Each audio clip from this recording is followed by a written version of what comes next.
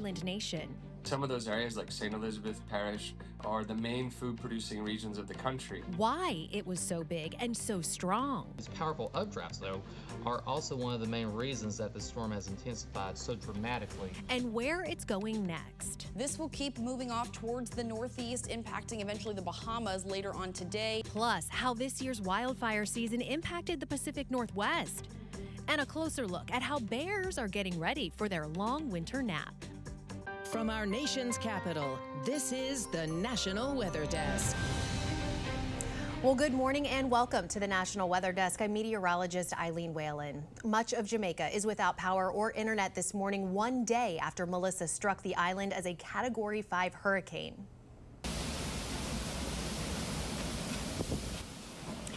That is what it looked and sounded like when Melissa roared across Montego Bay on the North Shore. The trees bending under the powerful winds and debris scattered across the area. Now, those winds also blew tiles off the roof, scattering them like a deck of cards. And you can also see the storm surge flowing into the resort. The western side of Jamaica was the hardest hit, but without phone and internet communications, a full assessment of the damage is still hard to come by. Now, the Prime Minister says homes, hospitals, businesses, and roads are all severely damaged or destroyed. And here you can see a police station that was heavily damaged by the storm. At least 3 people died in Jamaica, but that number is expected to rise as rescue and recovery crews get to work.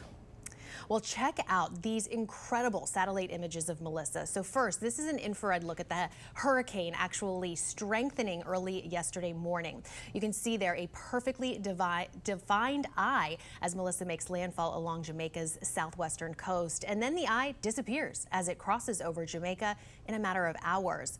A look now at the capital of Kingston, and the harbor is relatively quiet this morning as the sun comes up. As for Melissa, it's now crossing over Cuba. Meteorologist Lauren Oleski is tracking the storm for us. Making that second landfall in Cuba overnight at around 3:10 this morning. This will keep moving off towards the northeast, impacting eventually the Bahamas later on today.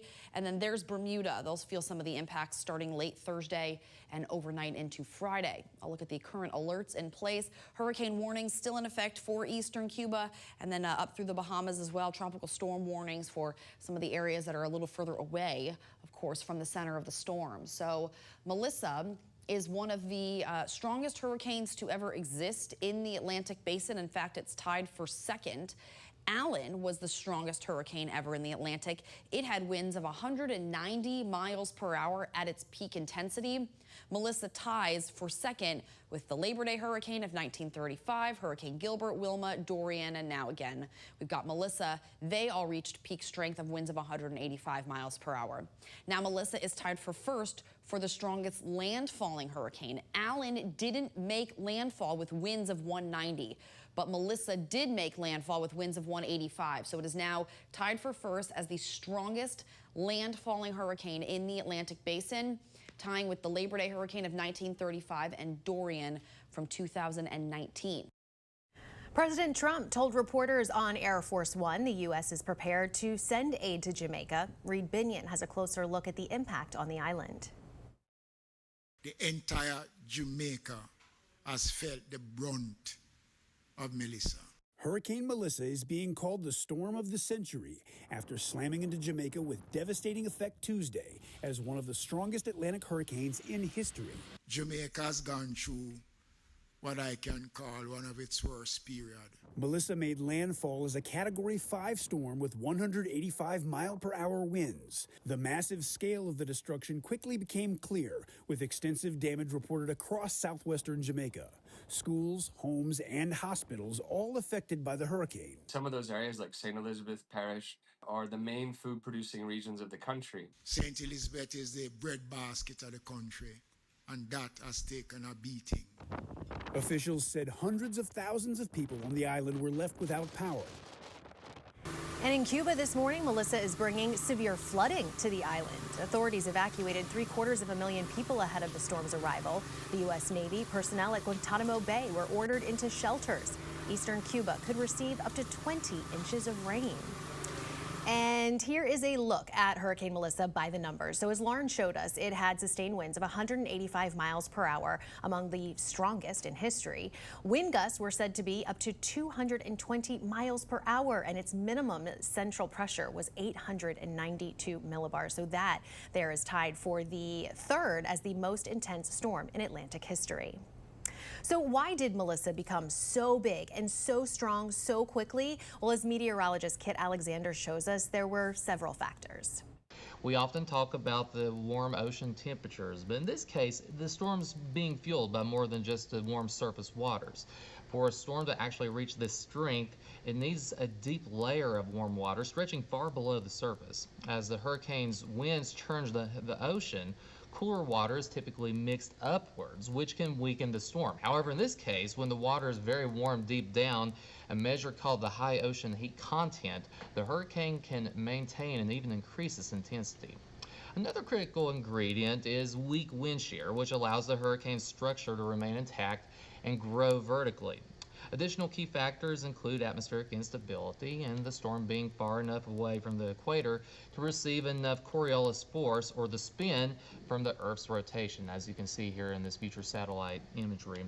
But another crucial factor came into play here, and I'm sure maybe a couple of you have heard about this, but this is something known as hot towers, and these hot towers appear in the eye wall, and that's kind of what we're looking at here, so we're going to zoom in.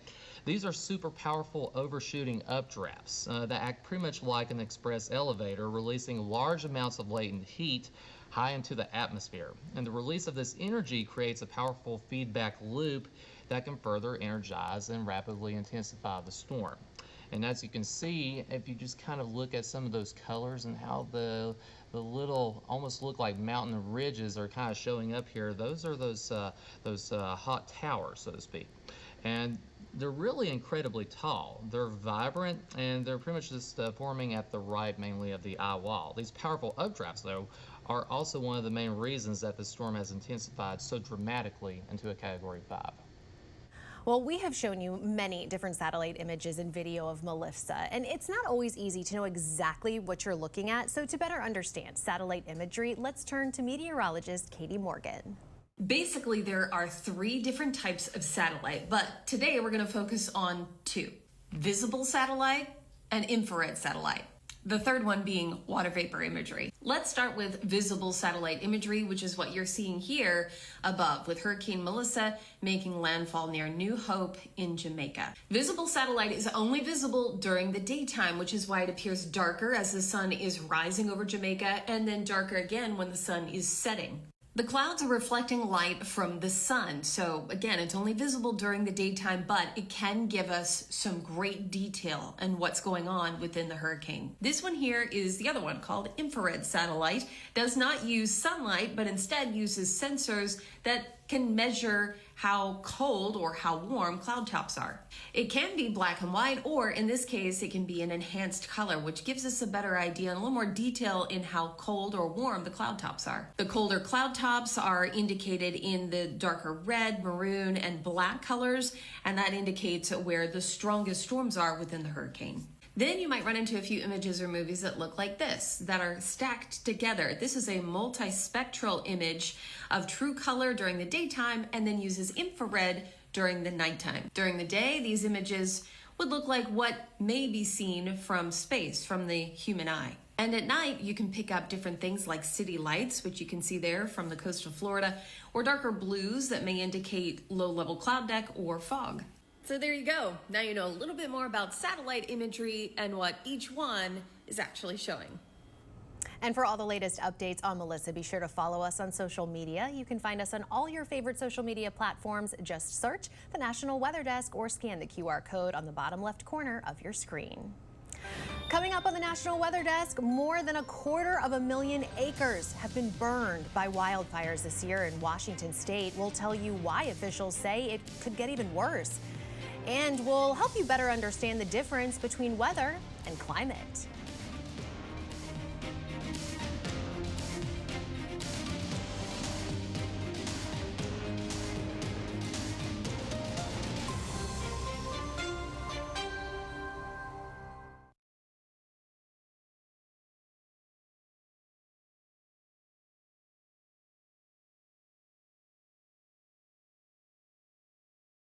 I'm meteorologist Charlie Lopresti with Look at the Northeast. We have a decent day on tap in the Northeast for our Wednesday after starting in the 30s and 40s. We'll have highs generally running in the 50s.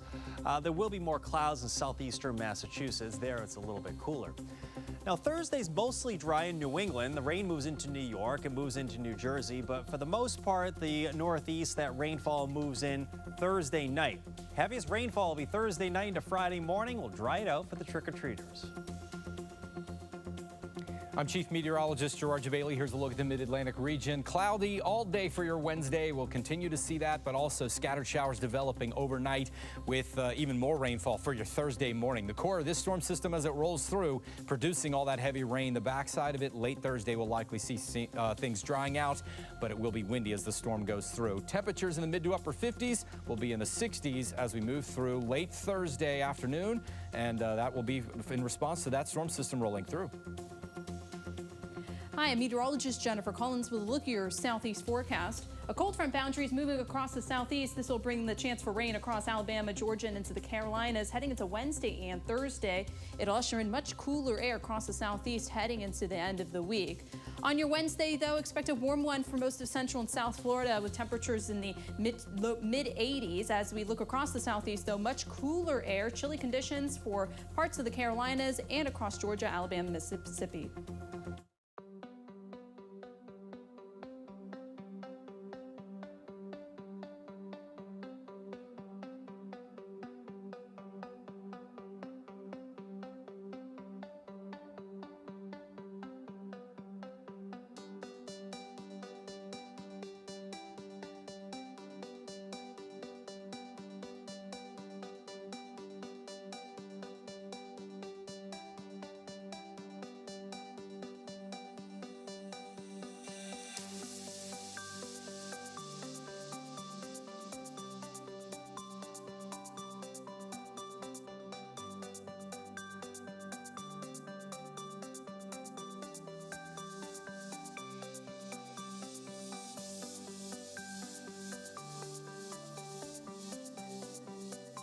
Weather Window, presented by the National Weather Desk. The shining sun in upstate New York helps the colors of the season come to life, while a gorgeous sunset helped put fall foliage on display in southwestern Virginia. And how about a little snow? About 4 inches fell over the weekend in the mountains of western Montana. And check out this magnificent double rainbow in northern Michigan. It reportedly lasted just 2 minutes. For more content like this, follow the National Weather Desk on Instagram. Wildfires in Washington state have scorched more than 250,000 acres this year, according to the Department of Natural Resources. Now, firefighters are warning that funding cuts could lead to more problems down the line. Meteorologist Stella Sutton has more on this year's wildfire season impacts in the Pacific Northwest. Across Washington state, there are 1,851 fires started in the state, and it burned 251,840 acres this year. About 40% of those fires consuming land in western Washington. The Bear Gulch fire was the largest fire in western Washington that we've seen in a generation. The Bear Gulch, Toonerville, Hama, and Browns Creek fire, all in Mason County, causing damage to more than just trees. Drift smoke reduced air quality to dangerous levels throughout the region. Homes were threatened and people were evacuated. Firefighters say thanks to House Bill 1168, they were better prepared to tackle the blazes. In Mason County, the fire services used House Bill 1168 funding to upgrade and purchase new equipment that has made us safer and more effective when we were dispatched to a wildfire. House Bill 1168, approved by the state legislature in 2021, committed $500 million over 8 years to DNR for wildfire preparedness and response. DNR getting $115 million in the last 2-year budget. But the enhancements made by made to DNR's aviation program have saved dozens, if not hundreds, of homes from burning down in Mason County. But this year, lawmakers facing a budget deficit, this stoking fear in public land officials. The funding we have for wildfire prevention response was cut in half. And if that funding isn't restored, we're going to see more fires, bigger fires, and more cost to taxpayers. Even firefighters urging lawmakers to restore wildfire prevention funds. I hope we can continue these House Bill 1168 funded programs into the future because we know they work. Well, we are in the heart of the fall season, but it's never too early to look ahead. Pennsylvania meteorologist Brian Schroeder has the latest winter outlook and helps us better understand the difference between weather and climate. Weather is the current atmospheric conditions. Think of a winter snowstorm, maybe a cold outbreak of air, some lake effect snow. Weather is what we're getting. Climate is the prevailing weather for that season.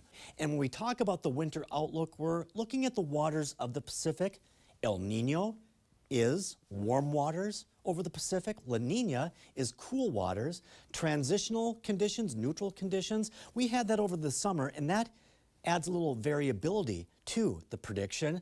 We're going to be dealing with cooler waters, a La Nina situation, and that's going to affect the jet stream.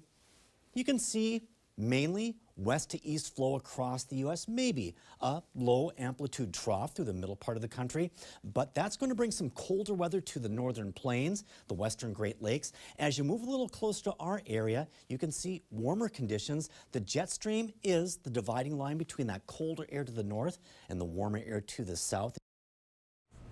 Well, this is a busy time of year for bears. They're working hard to pack away the pounds, eating all that they can for their long winter naps. Bowen West tells us more about this yearly insatiable appetite, or hyperphagia. From late August through November, these Bruins will eat for 20 hours a day, taking in over 20,000 calories and adding between 20 to 50% of their body weight. So there's a few hormones that are actually suppressed, and those are the hormones that tell a bear that it's full.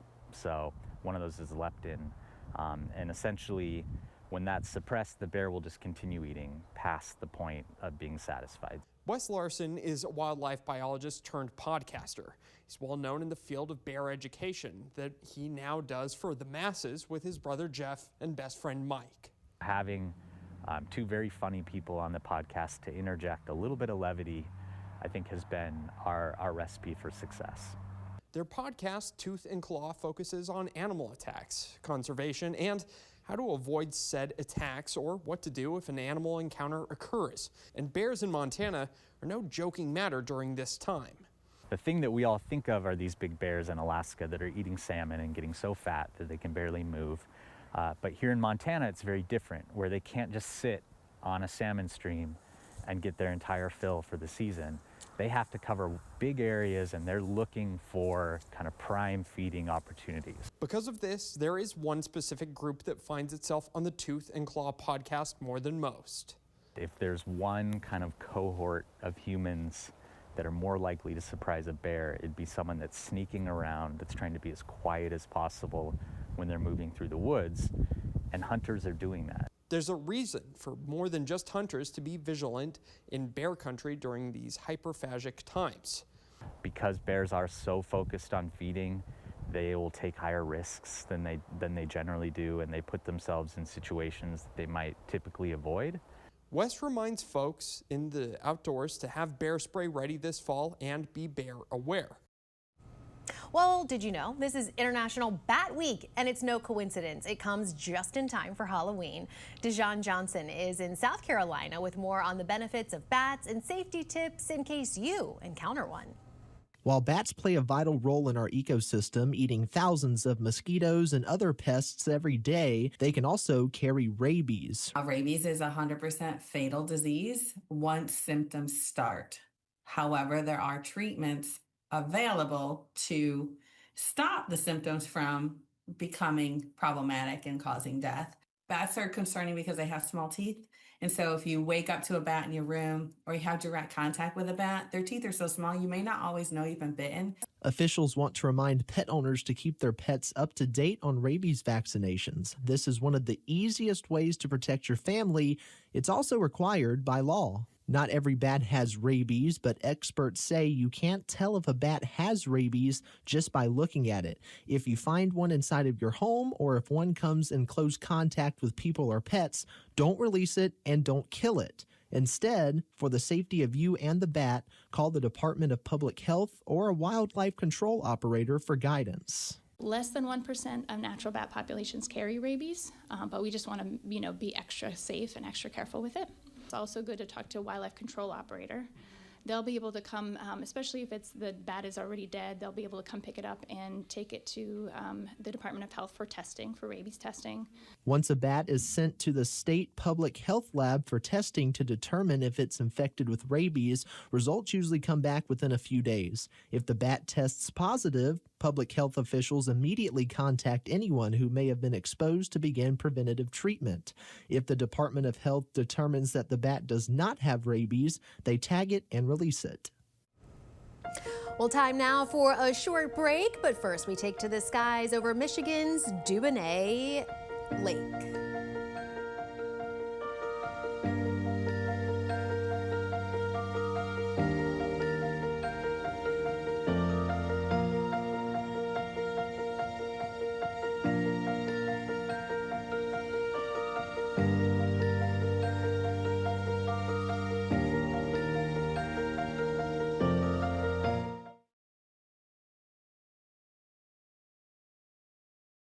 Well, a very good Wednesday morning, everyone. I'm meteorologist Andrew Buck-Michael.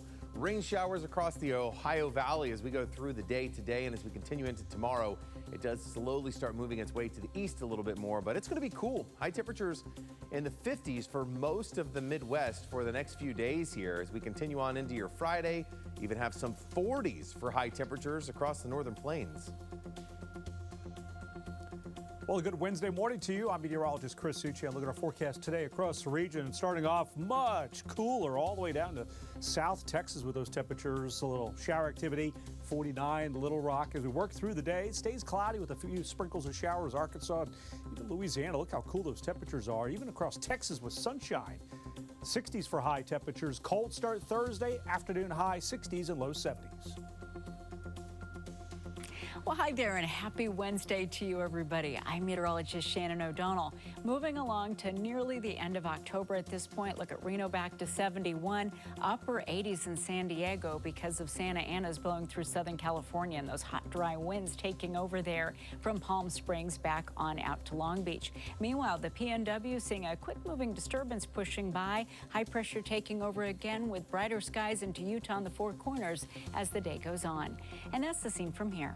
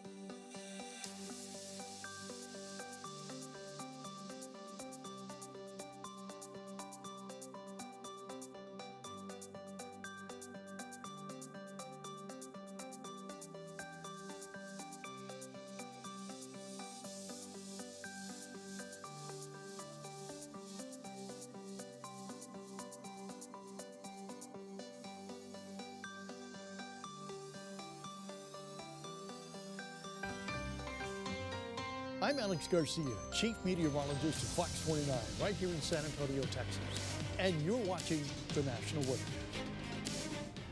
Well, we are in the middle of fall, and that means that your yard is starting to fill up with leaves. For most of us, blowing, raking, bagging, and tossing those leaves can be a big hassle. But as meteorologist Christina Ernie explains on TikTok, it's an important thing to do. Leaves are pretty, but don't leave them be.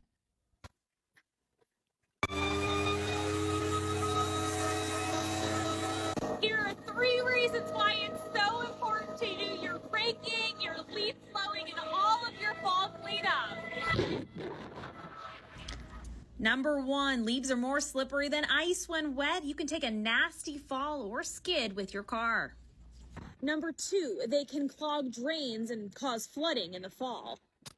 Number 3, leaves left unraked can actually harm your grass. In the winter and the spring months, it can promote mold under snowpack and ultimately harm your grass and even make it not grow next spring.